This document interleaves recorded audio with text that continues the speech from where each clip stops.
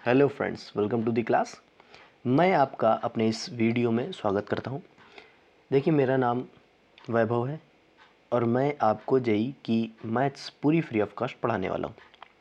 आज हमारे पास सबसे पहला टॉपिक आता है अपने क्लास 11th का, जो कि सबसे बेसिक पार्ट है अपने मैथमेटिक्स के रास्ते का, एक मैथमेटिक्स के वे का। वो टॉपिक का नाम क्या है? सेट्स। तो क्या होता है सेट्स, कैसे उसको टैकल करेंगे, कैसे कैसे सवाल बनते हैं, क्या क्या टॉपिक्स हम पढ़ने वाले हैं, वो सारी जानकारी आज मैं देने वाला हूँ आपको। और साथ में सेट्स का टॉपिक भी आज स्टार्ट करेंगे बहुत ही बेहतरीन तरीके से। बिना किसी वक्त को ज़ाया किए हुए स्टार्ट करते हैं आज का अपना टॉपिक। देखिए, आज हम लोग पढ़ने वाले हैं क्या? सेट्स। क्या पढ़ने वाले हैं बेटे? सेट्स। ठीक, तो सेट होता क्या है? पहली बात तो सेट की अगर मैं बात करूँ, सेट हमारे पास जो है मैथमेटिकल कॉन्सेप्ट में सबसे बेसिक पार्ट होता है। और सबसे बेसिक पार्ट को हम लोग सबसे पहले पढ़ते हैं, क्योंकि जब तक वो समझ में नहीं आएगा तब तक हम आगे के पार्ट्स को समझ नहीं पाएंगे। तो सबसे पहले सबसे बेसिक पार्ट पढ़ने के लिए हम लोग स्टार्ट करते हैं किसको? फंडामेंटल ऑफ मैथमेटिक्स को। वो तो हमारा पिछला वाला टॉपिक्स थे, 9th का, हाई स्कूल का, 8th के, ये सारे टॉपिक्स थे हमारे पास, जिनको हम लोगों ने स्टैंडर्ड वे में समझा है। अभी ज्योमेट्री वाला पार्ट बाकी है, वो मैं करवाऊँगा। ठीक, अपने जब 11th और 12th के सिलेबस में हम लोग आते हैं अपने आगे के रास्ते की तरफ, 11th वाला और 12th वाला, इन रास्तों में हमारे पास जो बेसिक होता है वो होता है बेसिक। सबसे बेसिक चीज़ होती है वो होती है कि हमारे पास सेट्स। सेट क्या होता है? वो सबसे बेसिक हमारे पास टॉपिक होता है। और सेट से ही हमारे पास जितने भी आगे के टॉपिक्स हैं वो सारे के सारे रिलेटेड है। तो मैं ये नहीं कह पाऊँगा कि अगर सेट आपने नहीं पढ़ाया है, रिलेशन नहीं पढ़ा है, फंक्शन नहीं पढ़ा है, तो आप आगे के टॉपिक समझ पाएंगे। मेरा मानना ये है, जैसे ही आप 11th 12th में आते हैं, सबसे पहले आपको सेट ही पढ़ना चाहिए। बहुत लोग ट्रिग्नोमेट्री पढ़ाते हैं, लेकिन नहीं पढ़ना चाहिए। सबसे पहले टॉपिक जो आपको पढ़ना चाहिए वो पढ़ना चाहिए आपको क्या? सेट। तो चलिए स्टार्ट करते हैं हम लोग। कैसे पढ़ेंगे, क्या पढ़ेंगे, वो चीज़ मैंने आपको आगे लिखी हुई है, कैसे क्या उसको टैकल करना है। जैसे हमारे पास सेट्स क्या होते हैं, उसके बाद हम लोग देखेंगे कुछ यूज़फुल सिंबल्स जो हमारे पास आगे बहुत सारे काम आएंगे। उसके बाद हम लोग देखेंगे रिप्रेजेंटेशन ऑफ सेट, कि सेट को कैसे कैसे रिप्रेजेंट करते हैं। ये मेरा पूरा प्लान्ड हमारे पास सेशन है, ये पूरा सेशन एकदम प्लान्ड रहेगा और बहुत ही अच्छी तरीके से चलेगा। रिप्रेजेंटेशन के बाद हम लोग पढ़ेंगे टाइप्स ऑफ सेट्स, कि कितने टाइप्स के हमारे पास सेट्स होते हैं। आगे नाम लिखे हुए हैं, इसमें नहीं लिखा है। कुछ एग्जाम्पल्स हम लोग देखेंगे। सारे टाइप्स अभी नहीं हुए, आगे भी टाइप्स दिए हुए। फिर हमारे पास ये टाइप्स ऑफ सेट्स आ जाएंगे। ये भी हमारे पास टाइप्स ऑफ सेट्स है, ये क्वेश्चन है एक। ये भी हमारे पास एक क्वेश्चन आ जाता है। ये भी हमारे पास कुछ टाइप्स ऑफ सेट्स आ जाते हैं। ये हमारे पास एक और टाइप ऑफ सेट आ जाता है। ये भी हमारे पास कुछ और टाइप्स ऑफ सेट आ जाते हैं। ये भी हमारे पास कुछ और टाइप्स ऑफ सेट आ जाते हैं। उसके बाद हमारे पास कुछ क्वेश्चंस हैं जो हम लोग टैकल करेंगे। ये देखिए, जेईई मेंस का क्वेश्चन क्यों पढ़ना है, ये चीज़ बताती है ये क्वेश्चंस। ये क्वेश्चन बताते हैं कि हमें क्यों पढ़ना है। अभी बहुत से क्वेश्चन हैं, मैंने इस सेशन को बहुत ज़्यादा लंबा ना करते हुए थोड़ा छोटा सेशंस में मैं इसको डिवाइड करूँगा। और अगले वाले सेशन में जब हम लोग स्टार्ट करेंगे सेट के बाद वेन डायग्राम, तो वेन डायग्राम से पहले हम लोग कुछ क्वेश्चंस करेंगे जो हमारे पास बहुत ही इंपॉर्टेंट होते हैं अपने जेईई मेंस के लिए। जैसे कि हमारे पास मेंस का क्वेश्चन आया हुआ है 2020 में। तो ऐसे क्वेश्चंस को टैकल करने के लिए देखिए, यहाँ पे एक यूज़ हो रहा है टर्म जिसमें लिखा हुआ है सबसेट्स। क्या लिखा हुआ है? सबसेट्स। तो जब आप सबसेट जानते ही नहीं है तो आप उस क्वेश्चन को टैकल कर नहीं सकते। तो सबसेट का जानना बहुत ज़रूरी है, प्रॉपर सेट का जानना जो बहुत ज़रूरी है, और पावर सेट का जानना बहुत ज़रूरी है। अब जैसे ये क्वेश्चन आ गया, अब ये जो क्वेश्चन है, इस क्वेश्चन की अगर मैं बात करूँ तो ये हमारा लीनियर इनइक्वालिटी का छोटा सा सवाल है। ये हमारे पास लीनियर इनइक्वालिटी का छोटा सा सवाल है जो हमारे पास एप्लीकेशन में यूज़ हुआ है किसके साथ? सेट के साथ। देखो, एम्पटी सेट क्या होता है, सिंगल टेन सेट क्या होता है, ये सारे सेट्स को समझने के लिए हम लोग सबसे पहले क्या समझेंगे? सेट। तो हमारे पास यहाँ से सेशन एंड हो जाएगा। तो सबसे पहले हम लोग स्टार्ट करते हैं। अब मैं आपको बता देता हूँ फिर से, मेरा नाम वैभव सिंह है। मैं आपको फिर से एक बेहतरीन तरीके से आपको जेई की पूरी मैथ्स फ्री ऑफ कॉस्ट पढ़ाने वाला हूँ। और स्टार्ट करेंगे आज से अपना एक नई जर्नी आप लोगों के साथ, अपने नए टॉपिक के साथ, क्लास 11th का, वो है सेट्स। स्टार्ट करते हैं। सेट होता क्या है? तो देखो, आप लोगों ने बहुत सी चीज़ों का कलेक्शन किया होगा। बात सुनिएगा मेरी, कि आप लोगों ने बहुत सी चीज़ों का क्या करा होगा? कलेक्शन। कलेक्शन तो करते ही हैं। जैसे हम लोग बुक्स का कलेक्शन करते हैं, कॉपीज़ का कलेक्शन करते हैं, इवन नॉलेज का कलेक्शन करते हैं। तो जब भी हम कलेक्शन करते हैं, क्या करते हैं? जब भी हम कलेक्शन करते हैं, तो अगर वो कलेक्शन अगर वो कलेक्शन, बात सुनिएगा मेरी आराम से, कि अगर वो कलेक्शन वेल डिफाइंड हो और वो भी कैसा हो, collection of distinct object. Distinct object, जब भी हम कई सारी डिस्टिंक्ट ऑब्जेक्ट का कलेक्शन करेंगे और वो जो कलेक्शन हो वो कैसा हो बेटे, वेल डिफाइंड हो। सारी बातें याद रखेंगे। हमारे पास कहा क्या गया है, बहुत सारे टर्म्स इसमें यूज़ हुए और ये टर्म्स में ही बहुत लोग मतलब ऐसे प्रॉब्लम क्रिएट कर लेते हैं अपने आप में ही कि समझ नहीं पाते हैं ये सेट की डेफिनेशन बोल क्या रहा है। तो हमारे पास कई सारे टर्म्स आए। पहला टर्म हमारे पास ये जो लिखा हुआ है, मैं इसको ब्रैकेट में कर देता हूँ, डिब्बे में बंद। पहला टर्म हमारे पास लिखा हुआ वेल डिफाइंड, ये हमारे पास बहुत ही इंपॉर्टेंट टर्म है। सेकेंड टर्म हमने अभी बताया आप लोगों को कि जो हमारे पास कलेक्शन होगा उसी को हम लोग सेट कहेंगे। कलेक्ट कर लो चीज़ें, जब चीज़ों को कलेक्ट करेंगे तो हमारे पास जो कलेक्शन बनेगा अगर वो वेल डिफाइंड है और साथ में जो कलेक्शन है वो किन चीज़ों का होना चाहिए, डिस्टिंक्ट ऑब्जेक्ट का, कभी भी सेम ऑब्जेक्ट नहीं आने चाहिए। तो ऐसा कलेक्शन अगर हमारे पास हो जाता है, ये तीन टर्म्स बहुत ही इंपॉर्टेंट है, मैं बताता हूँ इनका मतलब क्या होता है। ये तीन टर्म्स में ही हमारे पास सेट की डेफिनेशन टिकी हुई है और यही डेफिनेशन है, a well defined collection of distinct object is called set.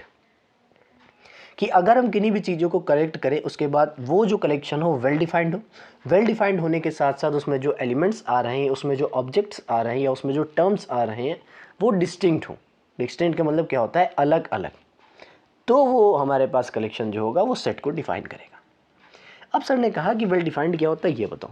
मैंने कहा वेल डिफाइंड का मतलब क्या है, अगर हमने कोई ना कोई कलेक्शन किया, मान लेते लेटर सपोज दैट कि हमारे पास कोई ये एक कलेक्शन है, ये एक कलेक्शन है, ठीक, और हमने इसको डिफाइन करा है। डिफाइन करने के लिए हम लोग क्या करेंगे, कोई ना कोई स्टेटमेंट लिखेंगे, कोई ना कोई क्या लिखेंगे, स्टेटमेंट लिखेंगे। अगर हमने कोई ना कोई स्टेटमेंट लिखा, डेफिनेशन लिखते हैं तो क्या लिखते हैं, तो स्टेटमेंट। तो स्टेटमेंट का जो आउटपुट आए, समझ रहे हैं आप, स्टेटमेंट का जो आउटपुट आए वो सभी लोगों के लिए फिक्स हो, सभी लोगों के लिए फिक्स हो, या फिर कह सकते हैं सभी लोगों के लिए आप कह सकते हैं सेम हो। तो हम कह पाएंगे कि वो डेफिनेशन जो आपने लिखी है वो कैसे लिखी है, वेल डिफाइंड लिखी है। बहुत ही अच्छे तरीके से समझिएगा, ये बात हमारे पास वेल डिफाइंड वाली बहुत ही इंपॉर्टेंट है। वेल डिफाइंड का मतलब है कि हमने जो भी यहाँ पे कलेक्शन किया, ये हम कह रहे हैं ये हमारे पास क्या है, कलेक्शन। बेटे हमारे पास ये जो है, एक तो इसमें जो है ये जो हमारे पास लिखा हुआ है वो हमारे पास क्या है, कलेक्शन। हमने अभी भी बताया कि ये जो हमने लिखा है ये हमारे पास क्या है, कोई ना कोई डब्बे, मतलब एक बॉक्स है, बॉक्स में हमने किन्हीं चीज़ों को कलेक्ट किया। अगर हम उस कलेक्शन में कह दें इसमें हमने टॉयज़ रखे, हमने क्या रखे, टॉयज़ रखे। स्टेटमेंट हमने कहा क्या है, इस बॉक्स के अंदर रखें क्या बेटे, टॉयज़ रखें। तो वो जो टॉयज़ रखें, तो टॉयज़ अगर हमने कहा है तो सभी लोगों के दिमाग में क्या एक ही थॉट आएगा कि अगर टॉयज़ कह दिए, जैसे मान लो 4-5 लोग हैं, उन 4-5 पर्सन को हमने कहा कि इस बॉक्सेस में टॉयज़ रखें, इन बॉक्सेस में क्या रखें, टॉयज़ रखें। तो टॉयज़ से क्या पता चला, सबको पता चलेगा कि बच्चों के खेलने वाली चीज़ें हैं। सबको ये पता चलेगा कि इस बॉक्स में बच्चों के खेलने वाली चीज़ें हैं। अगर मैं ये कह दूं कि इसमें प्लास्टिक वाले टॉयज़ हैं, तो किसी के मन में गुड़िया आएगा, डॉल आएगा, किसी के मन में प्लास्टिक वाली कार आएगी, किसी के मन में कोई और चीज़ आएगी, जो भी हमारे पास प्लास्टिक के कैरम्स होते हैं, जो भी आता है, आएंगे या नहीं आएंगे, आएंगे। तो ऐसे हमारे पास कई सारी थिंकिंग प्रोसेस बनती है। तो स्टेटमेंट जब भी हम लिखें अगर वो सेम आउटपुट देता हो सभी के लिए, तो हम कह देंगे हाँ ये हमारे पास वेल डिफाइंड होगा। बहुत से लोगों को ये बात समझ में नहीं आई है, मैं फिर से मैथमेटिकल वे में समझाता हूँ। क्या करूँगा, मैं मैथमेटिकल वे में समझाता हूँ तो आप लोगों को शायद समझ में आएगा। देखो हमने कलेक्शन किया है और उसमें हमने कह दिया है ये जो कलेक्शन है वो है क्या, कलेक्शन ऑफ, मैंने यहाँ पे कह दिया है कि कलेक्शन ऑफ इवन नंबर्स। मैंने यहाँ पे क्या लिख दिया बेटे, कि कलेक्शन ऑफ इवन नंबर्स। अब इस बात को आप समझिए, हमने एक कलेक्शन किया, उस कलेक्शन को हमने एक डिफाइंड कर दिया है क्या, किस नाम से, कलेक्शन ऑफ इवन नंबर्स की फॉर्म में ये डिफाइंड किया। तो हम 4 लोगों से पूछ रहे हैं जाके, भैया आप बताइए, भैया आप बताइए, भैया आप बताइए, भैया आप बताइए। तो भाई साहब ने क्या बताया है कि यहाँ पे तो यार 2 आएगा, इसने भी बताया यहाँ पे 2 आएगा, इसने भी बताया यहाँ पे 2 आएगा, इसने भी बताया यहाँ पे 2 आएगा। अब जिसको पता होगा वही ना बताएगा, जिसको पता होगा वही तो बताएगा ना। तो हमने उन्हीं लोगों से पूछा, अब ये नहीं कह देंगे भैया 1 आएगा, अरे जो ट्रू है वो बात कहो ना। अब यहाँ पे हमने कहा टॉयज रखे हैं प्लास्टिक के, तो कोई ये तो नहीं कहेगा ना कि लकड़ी वाली कार रखी थी। भाई जो सही बात है वो बताई जाएगी। तो जब भी हम कलेक्शन की बात करेंगे, स्टेटमेंट की बात करेंगे, जो हमने स्टेटमेंट लिखा उसका जो आउटपुट आ रहा वो अगर सभी के लिए सेम है तो वो स्टेटमेंट हमेशा वेल डिफाइंड होगा, अन्यथा की स्थिति में वो कभी भी वेल डिफाइंड नहीं होगा, वेल डिफाइंड नहीं होगा। सेकंड बात आती, मान लीजिए एक केस हमने लिया है, एक टीचर है, आराम से समझिएगा इस बात को। हमारे पास देखिए हमारे पास एक टीचर है, मान लेते हैं एक टीचर, उससे हमने कहा क्या है, बच्चा ये बताओ, सर आप ये बताइए कि अगर हम करेक्ट करें, collect brilliant mind of your brilliant minds, collect brilliant minds in your class, अपनी क्लास के ब्रिलियंट माइंड को कलेक्ट करो। और हमने टीचर्स कितने लिए हैं बेटे, टीचर लिए हैं 2, एक लिया है टीचर ए और एक लिया है टीचर बी, तो 2 लोग हैं। अब 2 लोग का जो कलेक्शन होगा वो ऐसा तो पॉसिबल नहीं है कि सभी के लिए सेम हो। भाई ए वाले टीचर के लिए कोई स्टूडेंट अच्छा हो सकता है, एक हमने स्टूडेंट S1 माना है, वो ए वाले टीचर के लिए अच्छा है बट बी वाले के लिए अच्छा नहीं है, तो बी वाला टीचर S1 को चुनेगा ही नहीं। जब उसको चूज ही नहीं करेगा तो इसका जो कलेक्शन है वो अलग आएगा, इसका जो कलेक्शन है वो अलग आएगा। तो क्या ये वेल डिफाइंड है, क्या ब्रिलियंट वर्ड वेल डिफाइंड है? इस चीज़ की मैं पुष्टि करना चाहता हूँ आप लोगों से, क्या ब्रिलियंट वर्ड वेल डिफाइंड है? क्या है वेल डिफाइंड? कौन ब्रिलियंट ज़्यादा है? कैसे पता करते हैं आप लोग ब्रिलियंट कौन है? बहुत लोग कहेंगे सर IQ से पता करेंगे, IQ से पता लगा देंगे। ठीक, अगर वो IQ से पता लगा रहा है तो किस बिहाफ पे पता लगा? कोई सोशली ज़्यादा ब्रिलियंट है, कोई आप कह सकते हैं कोई इंटेलेक्चुअल ज़्यादा ब्रिलियंट है हर चीज़ में। अब बहुत लोग कहेंगे आजकल ऑरा, बहुत लोग कहेंगे आजकल का क्या है ऑरा, ये सब बात नहीं होती सर। ब्रिलियंट की कोई ना कोई क्या डेफिनेशन है? कौन ब्रिलियंट है? भाई हम हैं, तुम हो, सभी कह देंगे ऐसे तो हम भी हैं, ऐसे आप भी हैं, ऐसा नहीं होता बेटे। वेल डिफाइंड कलेक्शन का मतलब क्या होगा कि अगर हमने कोई डेफिनेशन लिख दी है, जैसे कलेक्ट करना है किसको, अपनी क्लास के ब्रिलियंट माइंड को, तो ये डिफाइंड है कि ब्रिलियंट माइंड को ही कलेक्ट करना है।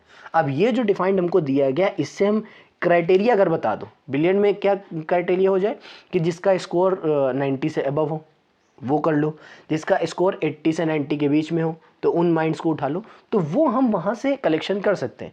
बट अगर आपने ब्रिलियंट दे दिया तो ब्रिलियंट का क्राइटेरिया क्या है, किस क्राइटेरिया से हम देखेंगे कि ब्रिलियंट है या नहीं? तो इन चीज़ों को देखते हुए हमारे पास ये चीज़ें क्या होती है, वेल डिफाइंड। तो वेल डिफाइंड का मतलब ही हमारे पास क्या होगा कि जब भी कोई एक सेटल्ड डेफिनेशन दी जाए, वेल डिफाइंड दी जाए, जिससे कोई भी 2 या 2 से ज़्यादा लोगों से पूछने पर हमारे पास जो आउटपुट हो वो मतलब अलग अलग कलेक्शन ना बने, तो हमारे पास जो डेफिनेशन होगी, जो अगर कलेक्शन होगा वो हमारे पास वेल डिफाइंड हो जाएगा। कोई दिक्कत यहाँ तक बेटे?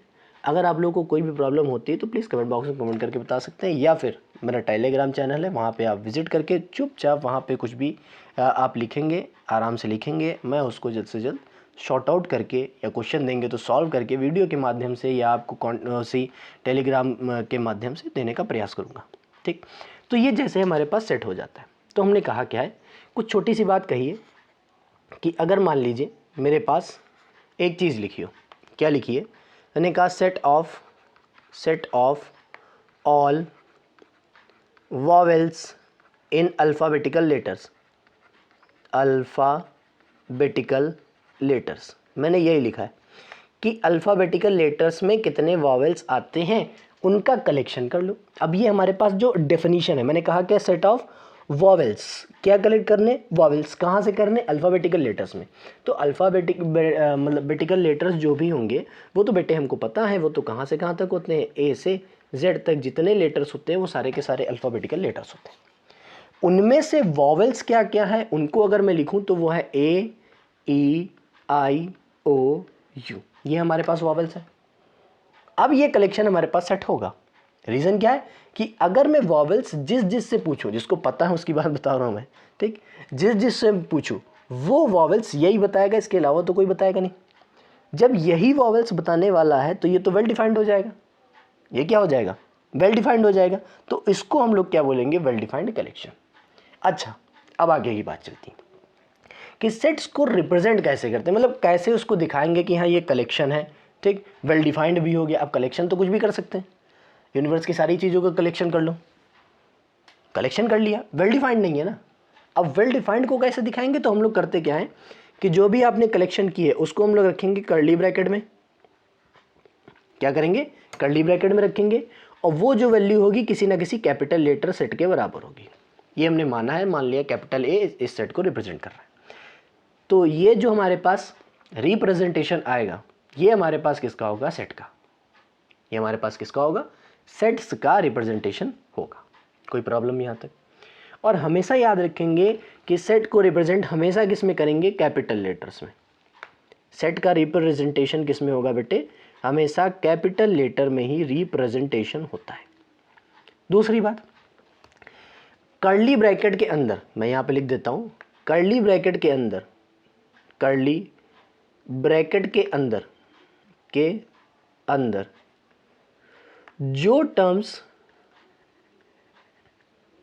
जो टर्म्स कॉमा लगा के लिखे जाएंगे, याद रखिएगा, जो टर्म्स कॉमा लगा के लिखे जाएंगे उनको हम लोग, जो टर्म्स कॉमास लगा के लिखे जाएंगे,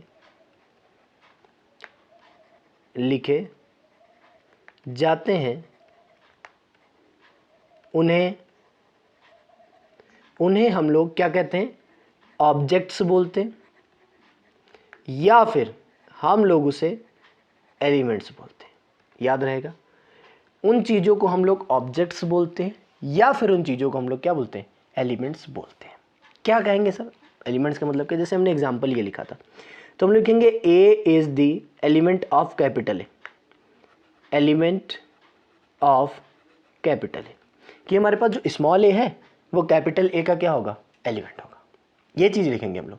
और जैसे स्मॉल ओ भी लिखा है, तो small O is the element of capital A. ये चीज़ें हम लोग लिखते हैं, element of capital A, elements नहीं, एलिमेंट ऑफ कैपिटल ए। अब ये चीज़ें हम लोग लिखते हैं। तो हम लोग क्या करेंगे, इतने बड़े स्टेटमेंट को नहीं लिखेंगे। हम लोग क्या करेंगे, इतने बड़े स्टेटमेंट को नहीं लिखेंगे। हम लोग यूज़ क्या करते हैं, सिंबल्स। ये इतने बड़े स्टेटमेंट की जगह हम लोग यूज़ क्या करते हैं, सिंबल, जिसको हम लोग बोलते हैं मैथमेटिकल सिंबल्स, जिसको हम लोग बोलते हैं मैथमेटिकल सिंबल्स। अब इस चीज़ को हम लोग ऐसे भी लिख सकते हैं। मान लीजिए अगर आपको थ्योरेटिकल ही लिखना है, समझ में आ रहा है, तो हम लिखेंगे ए बिलोंग्स टू, क्या लिखेंगे बेटे, हम लोग लिखेंगे A belongs to, A belongs to, ये बिलोंग कहाँ कर रहा है, कैपिटल ए में। या फिर इसी को हम लोग ये लिख सकते हैं, ए इज़ मेंबर ऑफ, ए किसी ना किसी चीज़ का सदस्य है, किसका है, कैपिटल ए का। तो ये चीज़ें हम लोग लिखते हैं मैथमेटिकल स्टेटमेंट की फॉर्म में।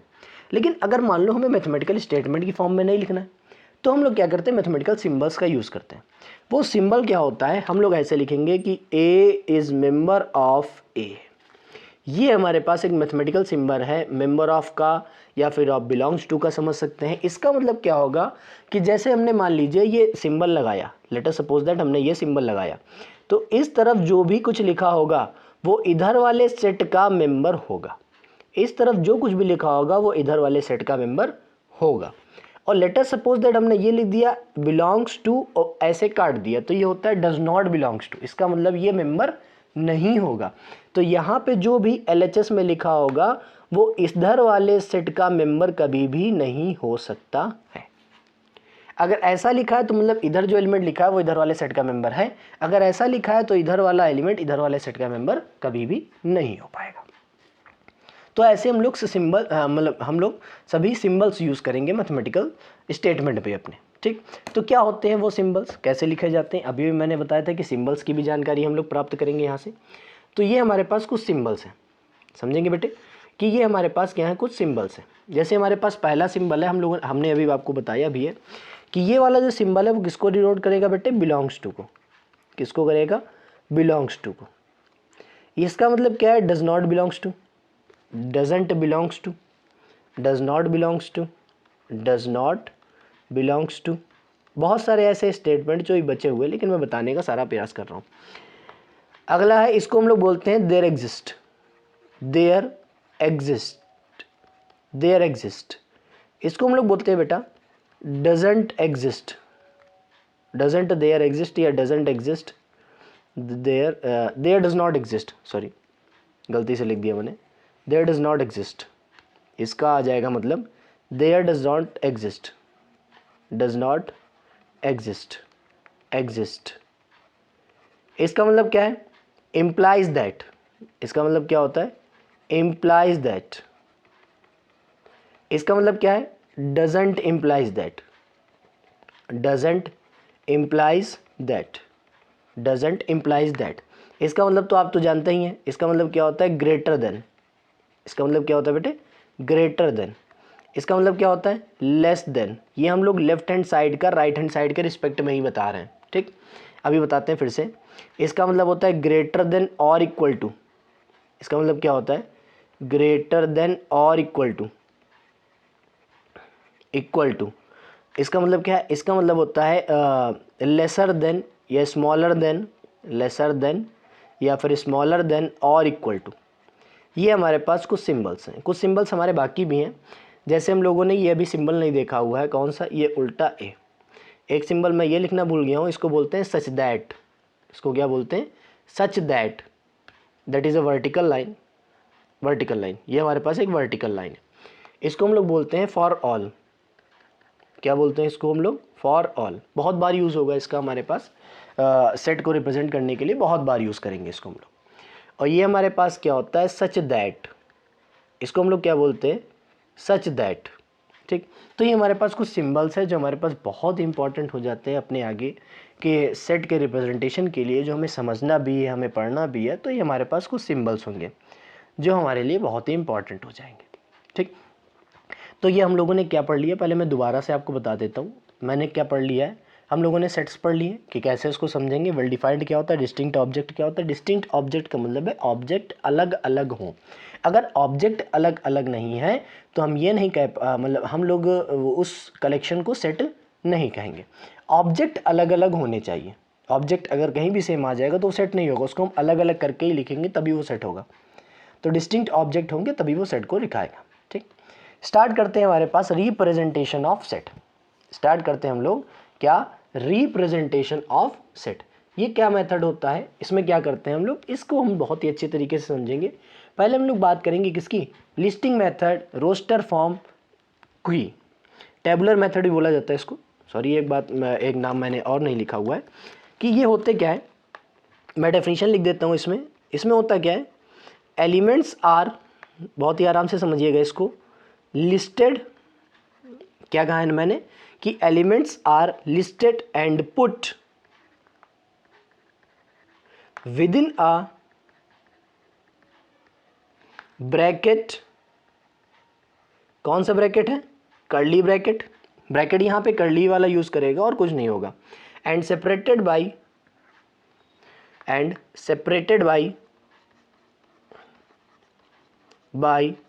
Commas, separated by commas. ऐसा कुछ भी सिस्टम अगर मिल जाता है तो उसको हम लोग क्या बोलेंगे? Roster form. बहुत ही अच्छी तरीके से इसको समझिएगा कि हमारे पास जो भी एलिमेंट्स, अभी मैं बता चुका हूँ एलिमेंट्स क्या होते हैं। मैं इसीलिए एक आप समझ रहे हैं, मैं एक लाइन में चल रहा हूँ कि ऐसे आपको समझना है।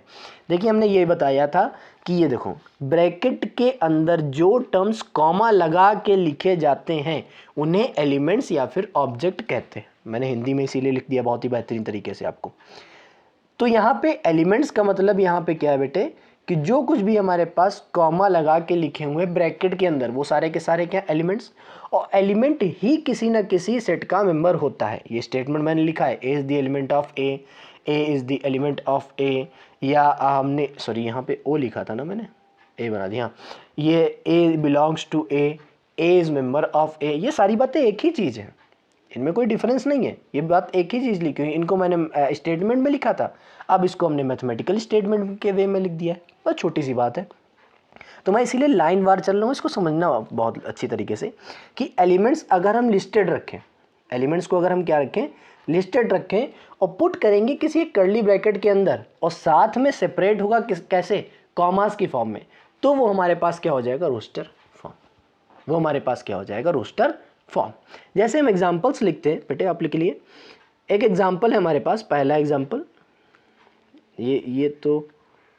ये पहला एग्जांपल मैं ले रहा हूं। 3, ठीक है। पहला एग्जाम्पल हमारे पास लिया हुआ है, वही चीज़ मैंने लिखी हुई है, A is equal to AEIOU। एक एग्जाम्पल मैंने ये लिया। दूसरा एग्जाम्पल मैंने ये लिया है, समझिएगा, एक हमने B सेट लिया है, उसको मैं लिख रहा हूँ ऐसे कि मैंने लिखा हुआ है कि 2, 4, 6, 8, 10, ये सारे लिखती है। अब बताओ इसमें कॉमन चीज़ कुछ दिख रही है या नहीं, मतलब इसमें कुछ ना कुछ डेफिनेशन बनाई जा सकती कि नहीं। हमने AEIOU क्यों लिया? क्योंकि ये वॉवेल्स हैं, किसके? अल्फ़ाबेट के, अल्फ़ाबेटिकल लेटर्स के, ये क्या है? वॉवेल्स हैं। ये जो लिखा है इसमें कुछ आपको नज़र नहीं आ रहा कुछ, मतलब ऐसा कॉमन चीज़ कि सारे के सारे कैसे हैं? Consecutive multiple of 2। सारे के सारे कैसे हैं? Consecutive multiple of 2। कॉन्जिगेटिव multiple of 2 यहाँ पे एलिमेंट्स लिखे गए कि नहीं? अगर मैं लिस्टेड फॉर्म में एलिमेंट्स ना रखूं, बात सुनिएगा मेरी, कि अगर मैं लिस्टेड फॉर्म में एलिमेंट्स ना रखूं और उनको मैं रख देता हूं, उनको मैं लिख देता हूं एज अ पर्टिकुलर डेफिनेशन की फॉर्म में, तो उस फॉर्म को हम लोग क्या बोलते हैं? Set builder form. उस फॉर्म को हम लोग क्या बोलते हैं? Set builder form. क्या कहते हैं उसको, मतलब कैसे उसको लिखा जाएगा, देखिएगा। इस मेथड में हम लोग क्या करते हैं? इन दिस मेथड, वाइट से लिख देता हूँ, ज़्यादा ठीक रहेगा। In this method sorry, in this method, हम लोग इस मेथड में क्या यूज़ करेंगे? हम लोग लिस्टिंग सारे एलिमेंट्स की नहीं करेंगे। क्या करना चाहते हैं? हम लिस्टिंग एलिमेंट्स की नहीं करेंगे, तो हम लिखेंगे क्या? Instead of listing all the elements, listing all the elements, हम सारे एलिमेंट्स की लिस्टिंग नहीं करेंगे किसी भी सेट के, ऑफ अ सेट। करने क्या वाले हैं? वी लिस्ट द प्रॉपर्टी, या फिर वी राइट द प्रॉपर्टी। क्या करने वाले हैं? हम लोग प्रॉपर्टी को लिखने वाले हैं, डेफिनेशन को लिखने वाले हैं। Property satisfies the following set, जो वो कलेक्शन, या फिर कलेक्शन, फॉलोइंग कलेक्शन, जो वो कलेक्शन पर्टिकुलर प्रॉपर्टी को सेटिस्फाई कर रहा है, बस उसी को हम लोग लिख देंगे। जैसे ही वो लिखेंगे, वो जो लिस्ट करेगा सारे एलिमेंट्स को, वो हमारे पास उस रोस्टर फॉर्म को दिखाएगा। हमने कहा गया कैसे लिखेंगे, इसको समझ लीजिएगा बहुत ही अच्छी तरीके से, कि हमने जो पहला एग्जांपल लिखा था, लिखा क्या था? A बराबर AEIOU, और कुछ तो लिखा नहीं था। तो हम लोग करेंगे क्या? उसमें लिखेंगे A is the collection of elements like X। समझिएगा इस बात को कि A is the collection of elements like X, such that X जैसे एलिमेंट होंगे, जैसे कि, या दिखता कैसा होगा कि X होगा vowel in, X is vowels in alphabetical letters, alphabetical letters, alphabetical letters, कि जो हमारे पास X vowel है वो होगा क्या? अल्फ़ाबेटिकल लेटर्स के वॉवेल्स होंगे। कितनी अच्छी बात कही गई है। अगर मैंने स्टेटमेंट की फॉर्म में लिख दिया तो वो क्या होता है? पर्टिकुलर प्रॉपर्टी दिखा दी, कौन कौन सी प्रॉपर्टी ये सेट सेटिस्फाई करेगा, यही तो बताइए, और कुछ तो नई चीज़ बताई नहीं है।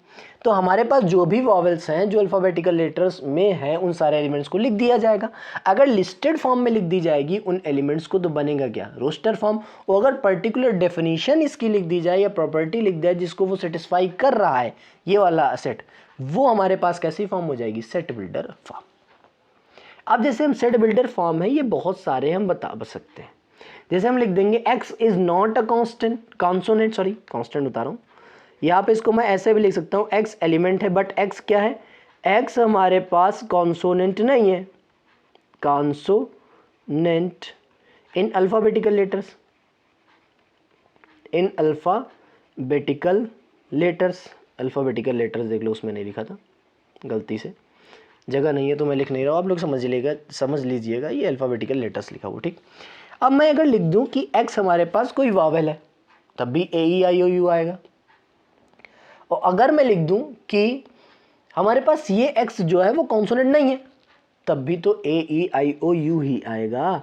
तो जब भी हम सेट बिल्डर फॉर्म लिखना चाहेंगे तो वो उसकी डेफिनेशंस जो हैं वो अलग अलग रिटन फॉर्म में हो सकती हैं, बट अगर लिस्टिंग मेथड में अगर हम लोग जाके देखेंगे तो लिस्टिंग मेथड में जो हमारे पास एलिमेंट्स आएंगे वो सेम होंगे, चाहे इस वाले सेट की हम बात करें और चाहे इस वाले सेट की बात करेंगे।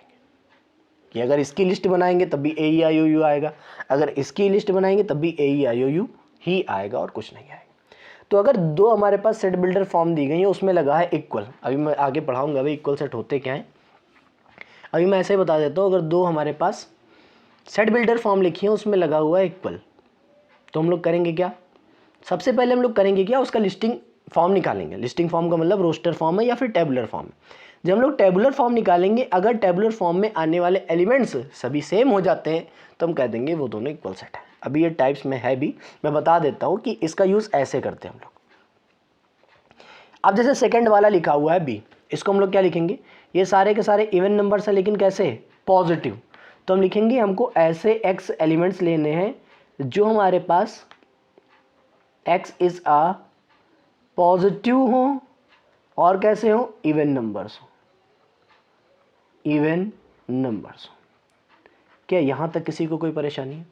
आप लोग बिना किसी मतलब बिना किसी सोच के आप लोग यहाँ पे मुझे कमेंट बॉक्स में कमेंट करके बता सकते हैं, मैं उसका जवाब जल्द से जल्द देने का प्रयास करूँगा। आप ये मत सोचिए कि मैं सवाल का जवाब नहीं दूंगा, वो चाहे जैसा सवाल हो, मैं जवाब देने के लिए तैयार हूँ। तो यहाँ तक कोई परेशानी नहीं, यहाँ तक कोई परेशानी हो तो आप लोग कमेंट बॉक्स में कमेंट करके बता सकते हैं। आगे हमारे पास आता है types of set.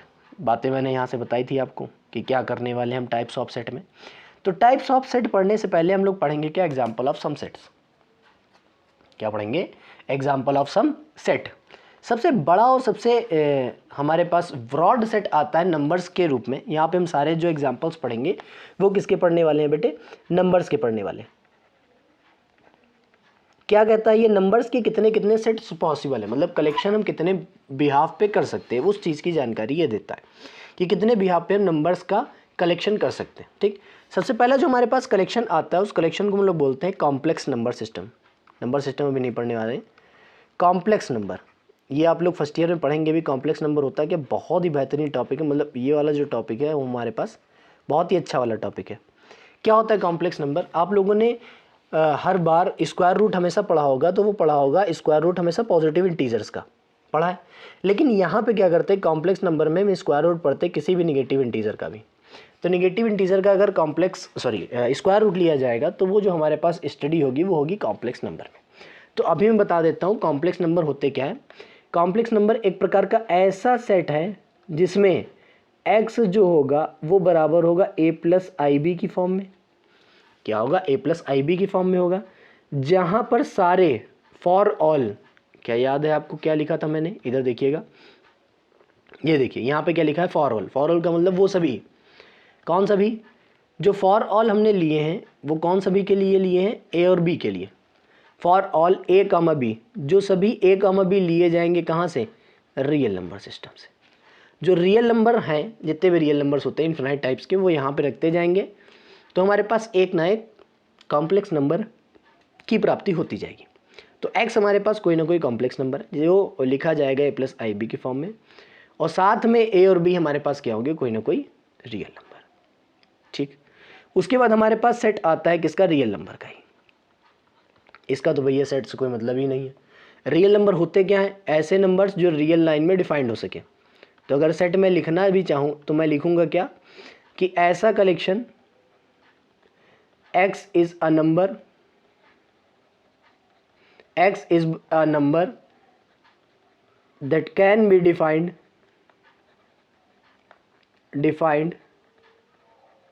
in a real number line। ऐसे नंबर्स जिनको हम रियल नंबर लाइन में डिफाइन कर सकते हैं वो सारे के सारे नंबर्स कैसे होंगे, रियल नंबर। तो नंबर लाइन में सारे नंबर्स को डिफाइन कर सकते हैं। अगर आप लोगों ने नंबर लाइन पढ़ी हो तो, पढ़ी है या नहीं, क्या पढ़ी है आप लोगों ने नंबर लाइन, बहुत ही अच्छी तरीके से पढ़ी जाती है भैया, वो ऐसा छोटा मोटा टॉपिक नहीं है, बहुत ही ब्रॉड टॉपिक है। तो नंबर लाइन आप लोगों को बहुत ही अच्छी तरीके से पढ़नी चाहिए, ये मेरा मानना है। ये नंबर लाइन है कोई, 1 सेकेंड, इसका मैं इसका मैं कलर चेंज कर देता हूँ 1 सेकेंड के लिए, 1 मिनट, ये कुछ ज़्यादा थिक है।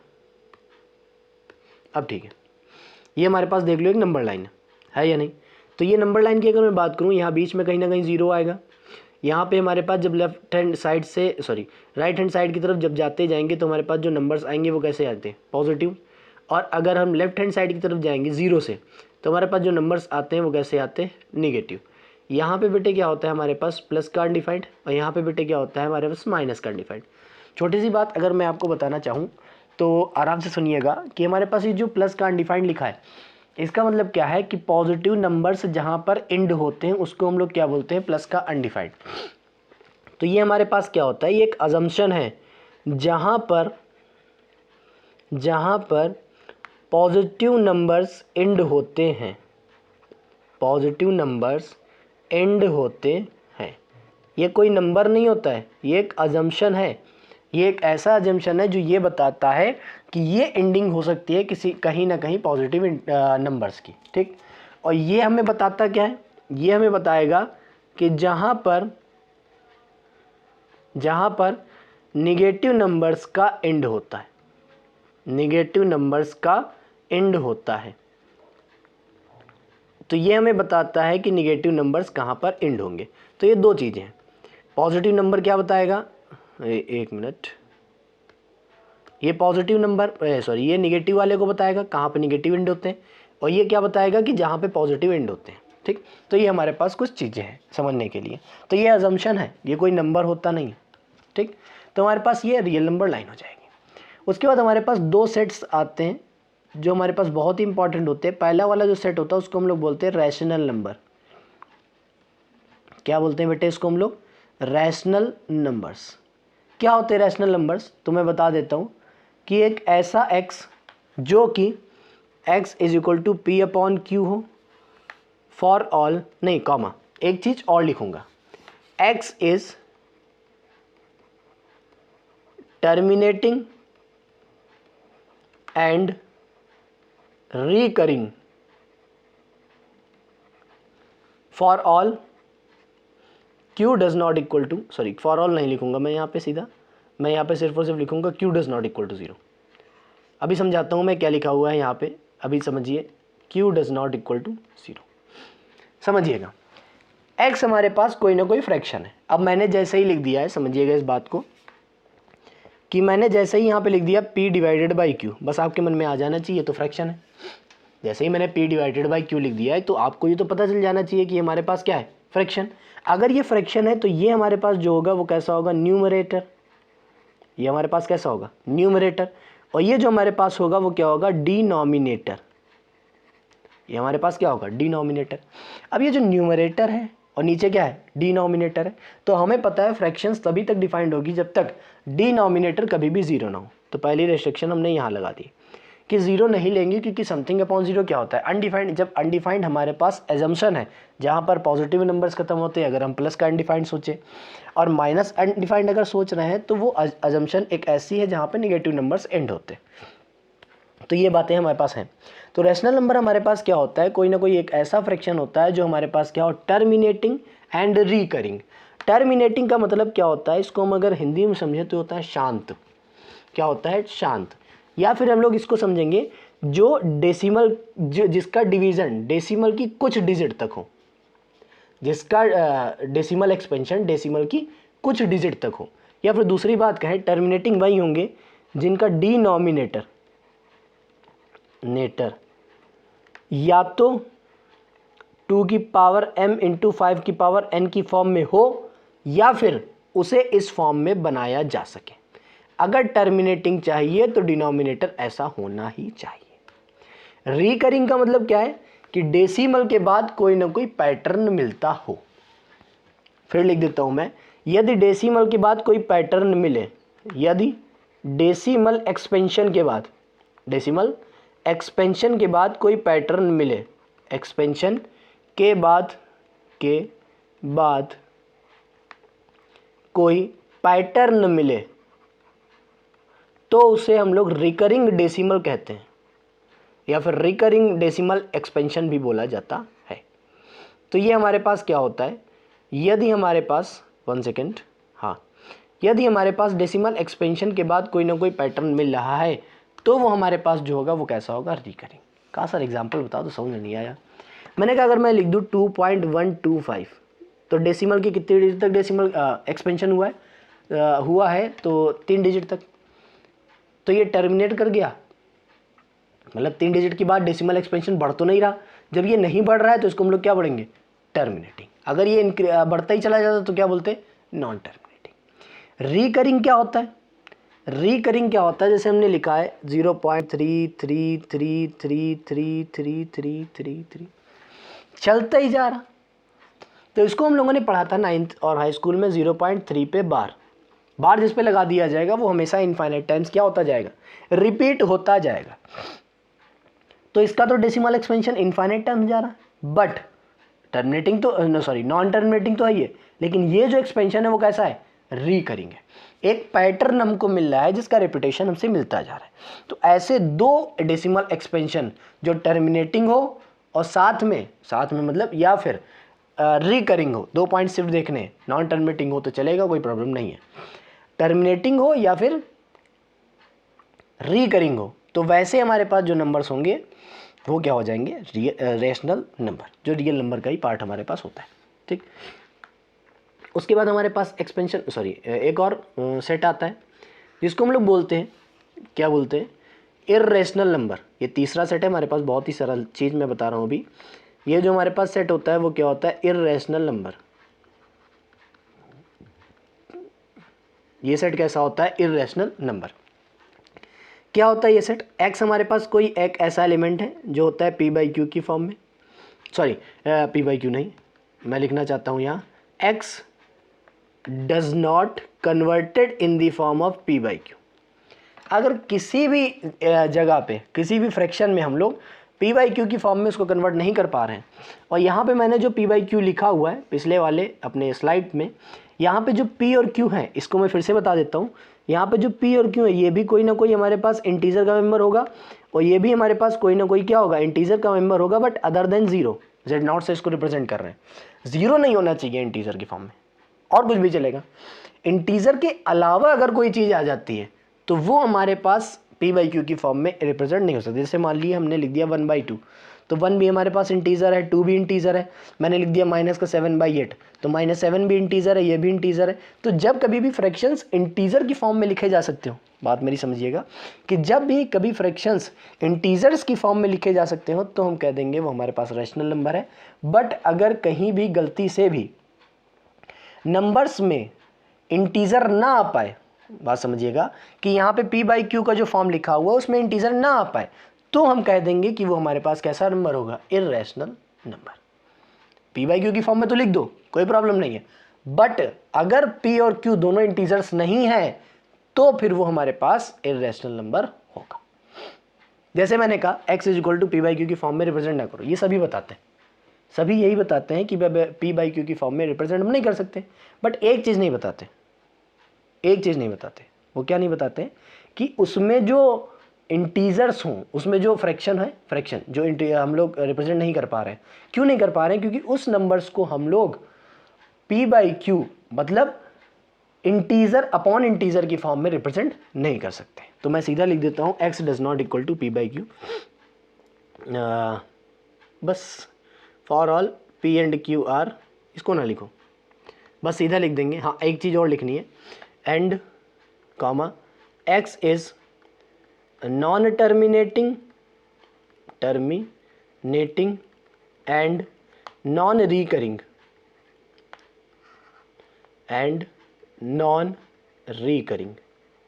अगर ये दो प्रॉपर्टी में से कोई भी सेटिस्फाई कर दे, मतलब नॉन टर्मिनेटिंग या फिर नॉन रिकरिंग, तो हम कह देंगे जो हमारे पास लिखा हुआ है वो क्या है, वो हमारे पास इर्रेशनल नंबर है। मैं इसको पहले बॉक्सेस में बंद कर देता हूँ। पहली प्रॉपर्टी हमारे पास है नॉन टर्मिनेटिंग, दूसरी प्रॉपर्टी हमारे पास नॉन रिकरिंग।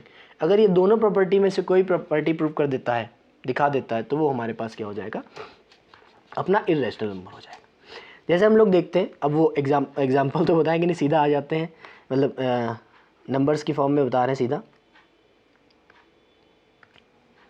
तो पहला एग्जाम्पल हमारे पास क्या है, हम लोगों ने लिखा है, जो आप लोगों ने हाई स्कूल में पढ़ा हुआ है, √2। √2 का डेसिमल एक्सपेंशन होता है 1.414 and dash dash dash dash. ये जो डेसिमल एक्सपेंशन होता है वो कैसा होता है? नॉन रिकरिंग, मतलब इसमें कोई पैटर्न नहीं मिल रहा बेटे। अगर हम इसका एक्सपेंशन देखते भी जाएंगे ना तो हमको इन्फाइनाइट तक कोई पैटर्न नहीं नजर आएगा कि कोई चीज़ रिपीट होती हो बार बार। पैटर्न मिल नहीं रहा, जब हमारे पास पैटर्न ही नहीं मिल रहा है और साथ ही साथ ये हमारे पास क्या है? Non terminating. डेसिमल का एक्सपेंशन रुक तो नहीं रहा ना, तो ये दो चीज़ें दिखा रहा है हमको।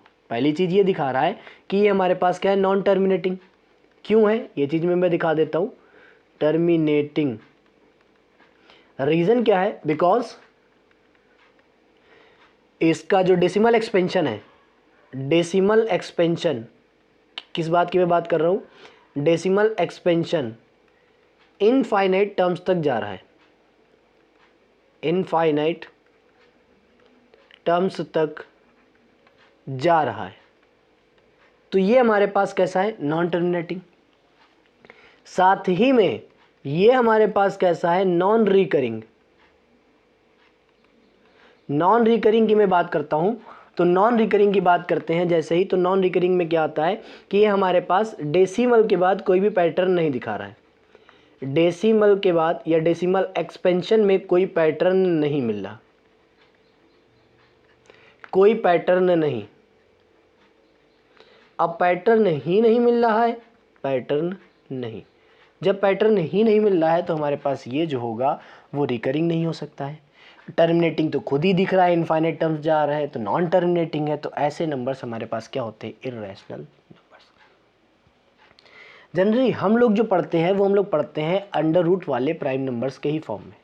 एक चीज़ मैं और बता देता हूँ कि square root of a prime number is always a irrational number. Square root of a prime number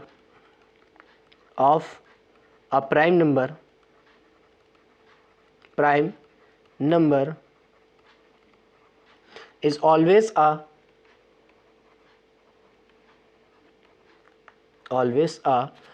irrational number। ये जो हमारे पास होगा वो हमेशा हमेशा के लिए क्या होगा बेटे? Irrational number. ये बहुत इंपॉर्टेंट बात लिखी हुई है, इस बात को आप लोग याद भी रखिएगा कि स्क्वायर रूट अगर कोई भी प्राइम नंबर का लिया जाएगा तो वो हमारे पास क्या हो जाएगा? Irrational number. तो ये हमारे पास कुछ अपने नंबर्स थे। उसके बाद आप लोगों ने पढ़े होंगे नेचुरल नंबर, होल नंबर, तो उसमें मैं टाइम वेस्ट नहीं करूँगा क्योंकि अभी लेक्चर लंबा भी होता जा रहा है अच्छा खासा। तो मैं क्या करने वाला हूँ, बहुत ही जल्दी लिखने वाला हूँ, लेकिन समझाऊँगा बहुत अच्छी तरीके से, समझिएगा कि अगला सेट आता है। अच्छा, हम रिप्रेजेंटेशन कैसे करते हैं ये तो मैंने बताया ही नहीं है। कॉम्प्लेक्स नंबर को कैपिटल C से रिप्रेजेंट कराया जाता है, याद रखिएगा। रियल नंबर को बताया भी कैपिटल R से रिप्रेजेंट करते हैं। रैशनल नंबर को हम लोग Q से रिप्रेजेंट करते हैं। अगला है इर्रेशनल नंबर, उसको हम लोग Q डैश या फिर Q to the power C से रिप्रेजेंट करते हैं, Q डैश, ठीक। अगला नंबर आता है नेचुरल नंबर। नेचुरल नंबर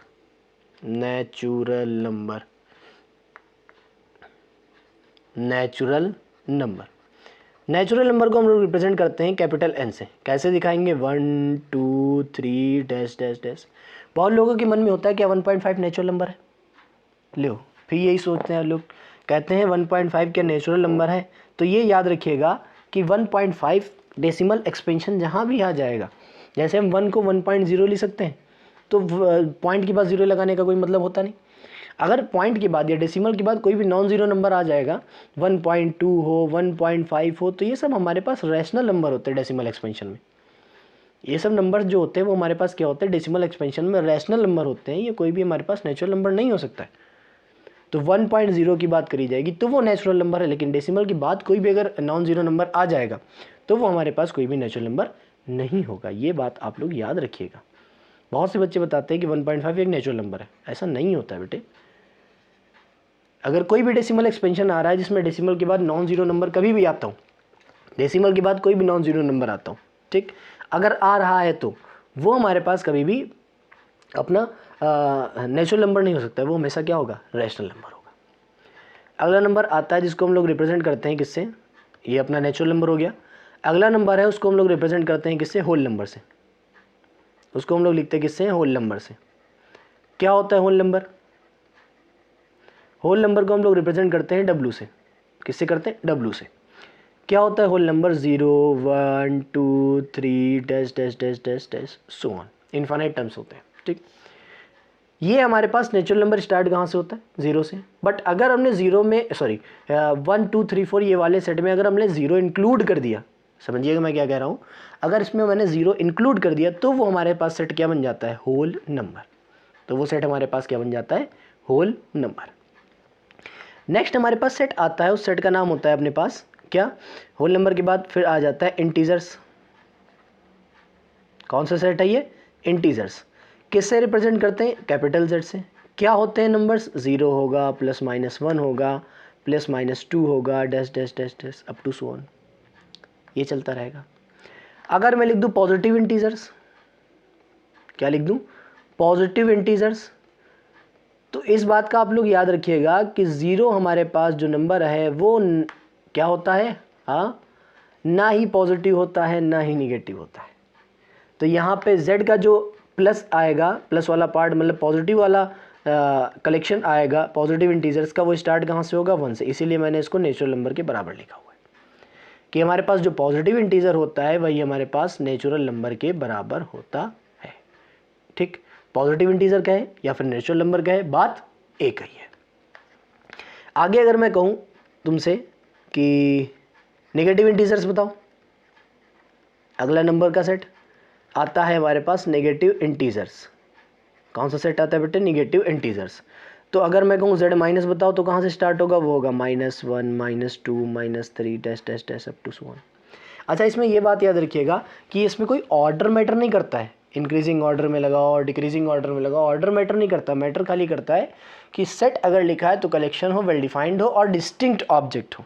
अगर डिस्टिंक्ट ऑब्जेक्ट नहीं है तो मैटर करता है। ऑर्डर यहाँ पे मैटर नहीं कि किस ऑर्डर में लिख लो, इंक्रीजिंग ऑर्डर या डिक्रीजिंग ऑर्डर, ऐसा कोई मैटर नहीं करता है। ठीक, नेक्स्ट हमारे पास आता है नेगेटिव इंटीजर्स के बाद अपना इवन इंटीजर। अच्छा, 0 एक इंटीजर है लेकिन ना ही पॉजिटिव है ना ही निगेटिव है, ये बात आप लोग याद रखिएगा। इवन इंटीजर आता है, पता ही है, जो 2 से डिवाइड हो। ये एक इवन इंटीजर है, कौन? 0। ये कैसा है? एक इवन इंटीजर है। 0 +-1 +-4 ये सारे कैसे हैं? इवन इंटीजर्स हैं। बट अगर मैं ऑड इंटीजर्स की बात करूं तो क्या आएंगे? वो नंबर्स जो 2 से डिवाइड नहीं होंगे वही वाले आएंगे। इन सब की बात तो आपको पता होगी। तो कौन कौन से नंबर 2 से डिवाइड नहीं है? 1 3 5 ऐसे नंबर्स होते हैं जो 2 से डिवाइड नहीं होते। आखिरी नंबर मैं बताने जा रहा हूँ वो है प्राइम नंबर। अब प्राइम नंबर तो पता ही होंगे। अब प्राइम नंबर आएगा, कंपोजिट नंबर आएंगे, ऐसे कई सारे नंबर्स की फॉर्मेशन होती जाएगी। ठीक, तो प्राइम नंबर कहाँ से स्टार्ट होता है? वो होता है 2 से 3 5 7 11 13 ऐसे ही चलता चला जाएगा। इसके बाद इनके अलावा जो भी पॉजिटिव इंटीजर्स बचे हैं, 1 को छोड़ के, उनको छोड़ के जो पॉजिटिव इंटीजर्स बचे हुए हैं वो हमारे पास कैसे नंबर्स होते हैं? Composite number. 1 को छोड़ के और प्राइम नंबर को छोड़ के जो भी हमारे पास पॉजिटिव इंटीजर्स बचे हैं वो होते क्या है हमारे पास? कंपोजिट इंटीजर्स या कंपोजिट नंबर्स। तो ये हमारे पास कुछ एग्जांपल्स हैं सेट्स के। ठीक, यहाँ तक किसी को कोई भी परेशानी हो तो आप लोग पूछ सकते हैं, कोई प्रॉब्लम नहीं है हमें, मैं जल्द से जल्द उसे शॉर्ट आउट करने का प्रयास करूँगा। ठीक, स्टार्ट करते हैं अपना टाइप्स ऑफ सेट का टॉपिक। बहुत देर बाद चालू हुआ, अब देखिए यहाँ तक हमने डेप्थ में आपको बताया है।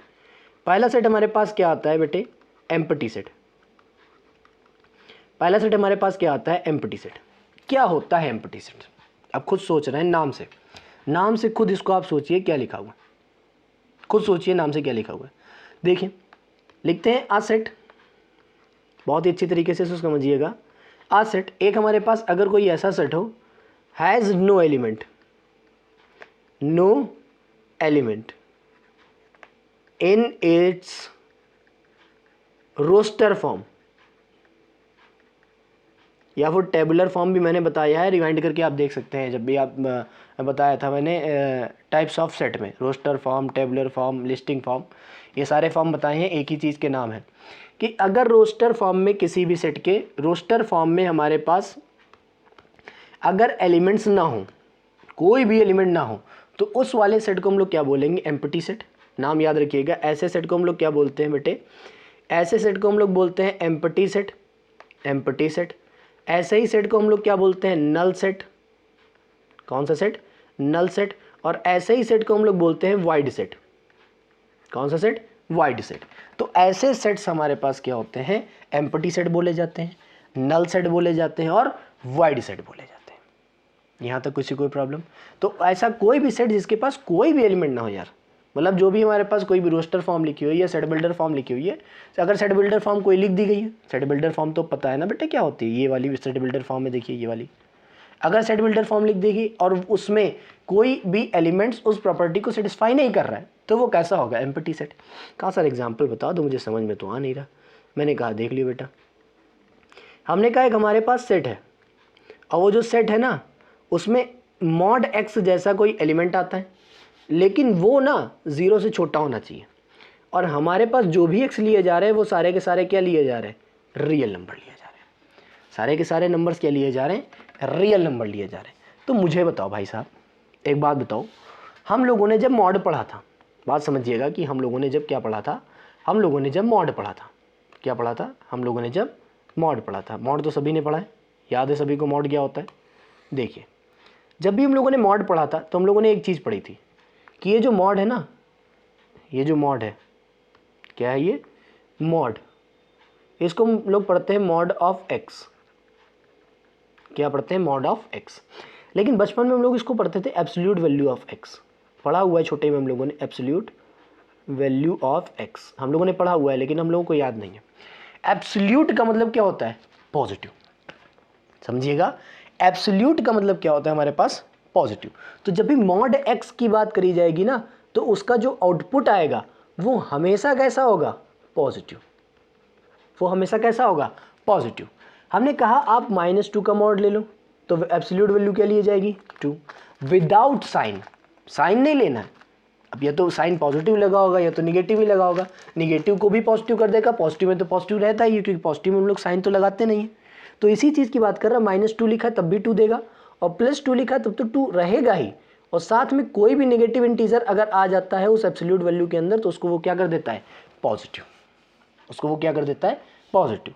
तो अभी अभी मैंने बताया है कि पॉजिटिव इंटीजर्स या पॉजिटिव नंबर की बात करी जाएगी तो हम लोग 0 नहीं लेंगे। तो 0 से छोटे कैसे नंबर्स होते हैं? नेगेटिव के। 0 से छोटा नंबर कभी मॉड एक्स में प्राप्त किया जा सकता है? ऐसा कोई रियल नंबर है जिसका मॉड करने पे 0 से छोटा है? 0 से छोटे का मतलब निगेटिव आना चाहिए। नेगेटिव तो वो दे नहीं सकता है। ये डेफिनेशन अनडिफाइंड हो गई, आ ही नहीं रहा, ऐसा कुछ मिलेगा ही नहीं। तो हम कह क्या देंगे कि इस वाले सेट से तुमको कोई भी एलिमेंट नहीं मिलेगा। इस वाले सेट से तुमको कोई भी एलिमेंट नहीं मिलने वाला है। जब कोई भी एलिमेंट मिलने नहीं वाला है तो मैं ये कह दूंगा कि इसको हम लोग रिप्रेजेंट करते हैं as a sign empty set या फिर वाइड सेट या फिर नल सेट। ये इसका रिप्रेजेंटेशन है बेटे। ये रिप्रेजेंटेशन किसका है? ये है हमारे पास अपने एम्प्टी सेट का।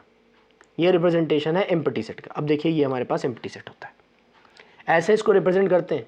जब भी एम्प्टी सेट होगा तो उसको ऐसे ही दिखाया जाएगा। बहुत ही अच्छा रिप्रेजेंटेशन है। ये ग्रीक लेटर है, इसको फाई बोलते नहीं, लेकिन हम लोग अपनी जनरली भाषा में फाई बोलते हैं। A is equal to phi. Phi जैसे लिख दिया वो हो जाएगा क्या? Empty set. जैसे ही लिख दिया वो उसको क्या हो जाएगा? Empty set. लेकिन हाँ, ये भी बात याद रखनी है कि फिर करली ब्रैकेट के अंदर कोई भी एलिमेंट नहीं होना चाहिए।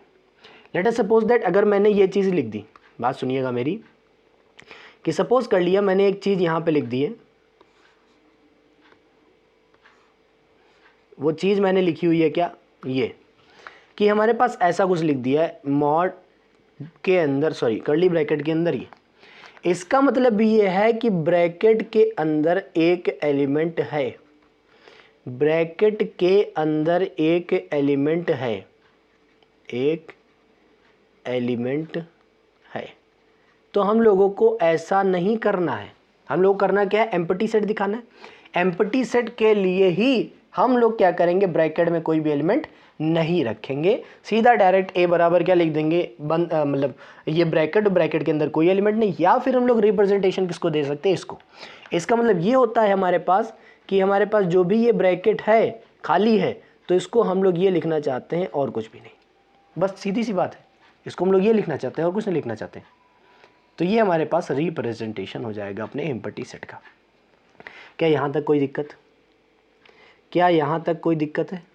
अगर मैंने ऐसे लिख दिया है फाई के मतलब ब्रैकेट के अंदर फाई, तो ये अब एम्प्टी सेट नहीं है। इसके अंदर एक एलिमेंट आ गया है, वो क्या है? फाई। वो क्या है? फाइव। तो ब्रैकेट के अंदर कुछ भी नहीं लिखा है तो एम्प्टी सेट है, अन्यथा की स्थिति में वो एम्प्टी सेट कभी भी नहीं होगा। नेक्स्ट हमारे पास सेट आता है, वो सेट क्या होता है अपने पास, वो होता है सिंगलटन सेट। सिंगलटन सेट कौन सा सेट होता है, सिंगलटन सेट। क्या होता है सिंगलटन सेट, उसको समझेंगे हम लोग। तो सिंगलटन सेट की अगर हम बात करेंगे तो नाम से ही थोड़ा सा समझ में आ रहा होगा, सिंगल, एम्प्टी का मतलब भी नाम से समझ में आ रहा था कि ऐसा कोई सेट जिसके पास कोई भी एलिमेंट ना हो। इसमें क्या समझ में आ रहा है, a set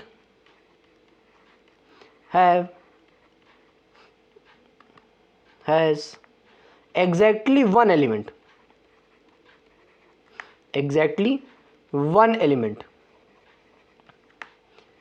in its roster form।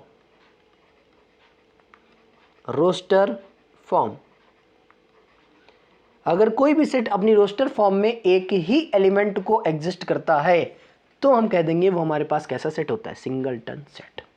एक बात सबसे बड़ी बात यहाँ पे लिखी है कि उस सेट में सिर्फ और सिर्फ, एग्जैक्टली का मतलब क्या है, सिर्फ और सिर्फ कितने एलिमेंट्स हों, एक ही एलिमेंट अगर है तो वो सेट कैसा होगा, सिंगलटन सेट होगा, अन्यथा वो सिंगलटन सेट नहीं होगा।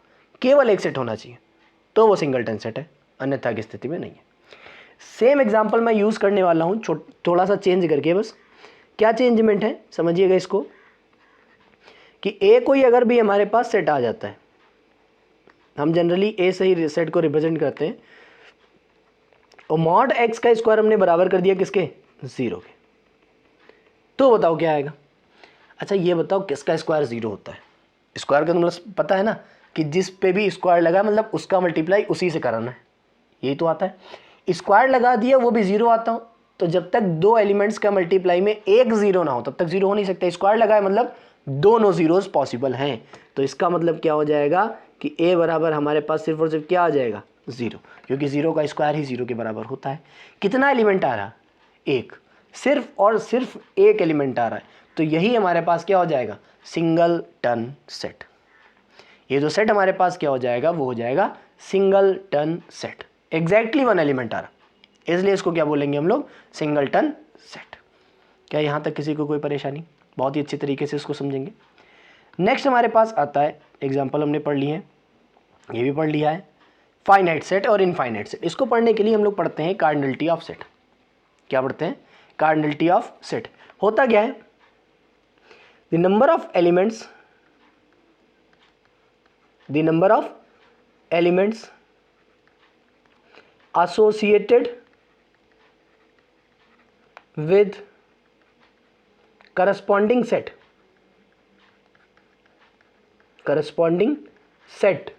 is called cardinality of that set।